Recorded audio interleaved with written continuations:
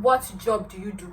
You say it, I'm a lawyer. You don't go about saying I was a lawyer and now changed to medical doctor and I'm planning to. They did not ask you for questions like that. So when they ask you a simple question, you go straight to the answer.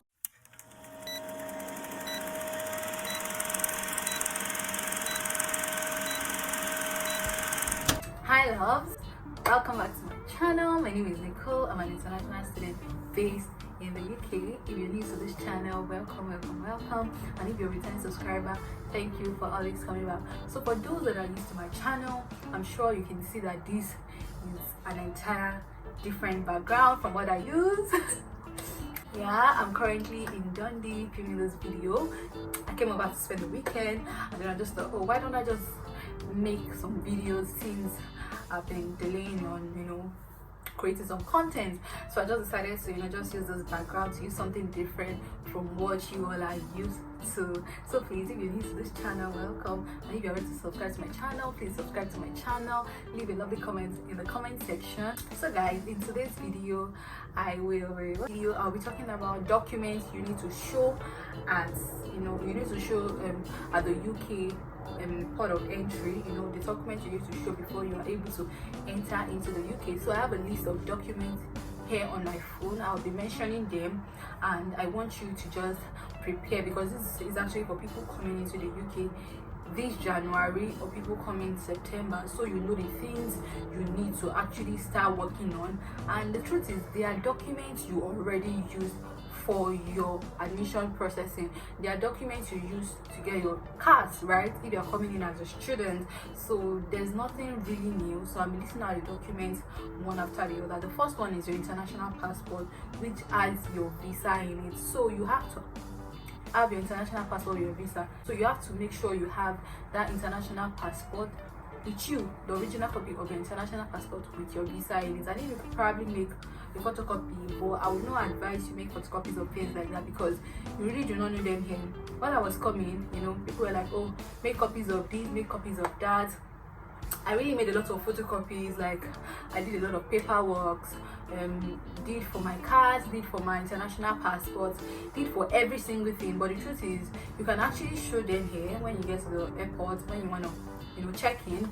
You could actually show them on your phone, but you can actually have a copy. You can print them out, no big deal, but you don't really need them. So you can show it on your phone, or better still, have the original copy with you. But there's no point doing 3 to 5 copies of each of your WAEC results, blah blah blah. It's good to always have a copy. At least one is okay, but when you're having like 6 to 7, it's actually pointless, if you get what I mean. So the first thing you need to have is your international passport.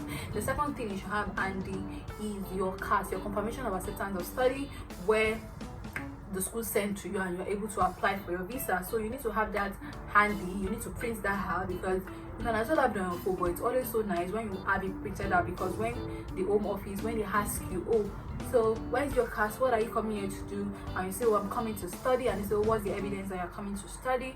You need to show them that, okay, this is the evidence, this is what the school sends to me after I applied and I paid my deposit fee. So you need to have your class handy. That's the second thing you need to have. The third thing you need to have is your transcripts. Like, you really need to have your transcripts.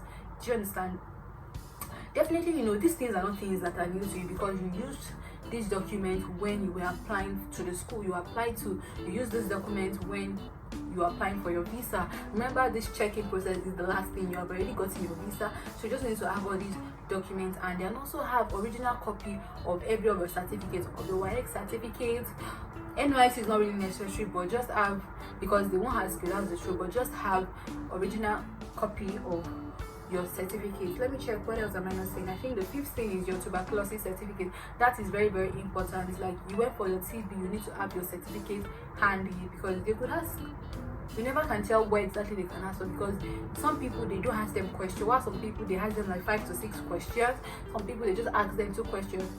The question I was asked was, so what are you coming to the UK to do? I said, I'm coming to study, and I'm not sure. The person asked me the course I want to study, and then he asked, oh, so who is sponsoring you?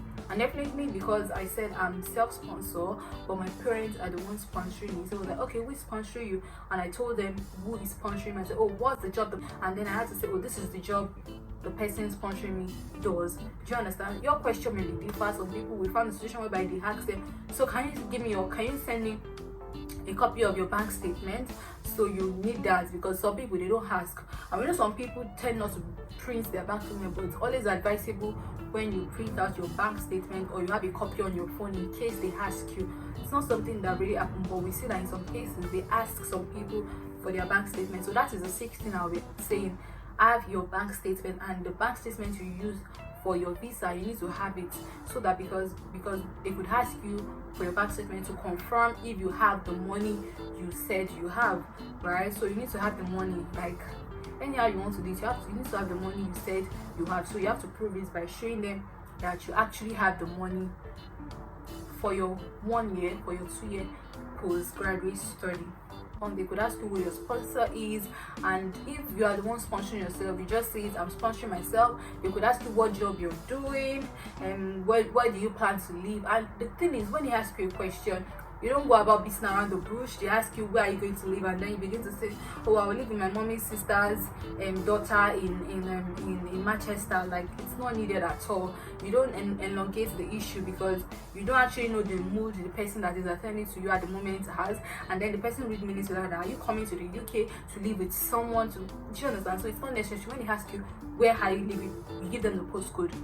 What job do you do? You say it, I'm a lawyer. You don't go about saying I was a lawyer and now changed to medical doctor, and I'm planning to. They did not ask you for questions like that. So when they ask you a simple question, you go straight to the answer, so that you don't complicate the issue for yourself. Please, that is very, very important. You don't go about saying the things they did not ask you. When they say, what is your name? My name is Nicole. You don't say my name is Nicole Washafumi Adeomi Ojomole. It's not needed, because they did not ask you. So why you're dependent, just about say, oh, my husband is my dependent, and then my husband has a child before he got married to me, so the child will be coming with his mother. This is not needed. So you should just keep that story for you and your husband. They don't need any of those stories. So please make sure you have all these documents handy. Print them if you can, which you should. Like, print them. At least you should have a copy of each of the things I mentioned. But if you use them for your visa, if you did assisted service, definitely you have a copy of all of those stuff. But if you don't have them, so you just need to print them out and have just at least one copy or two of them. You don't need 5 to 6 copies. Paper, you're just wasting all that. But when you have the original certificate of each of the documents I listed, it will be very, very easy for you to make copies, because you can easily get photocopies done here in the UK without having to stress.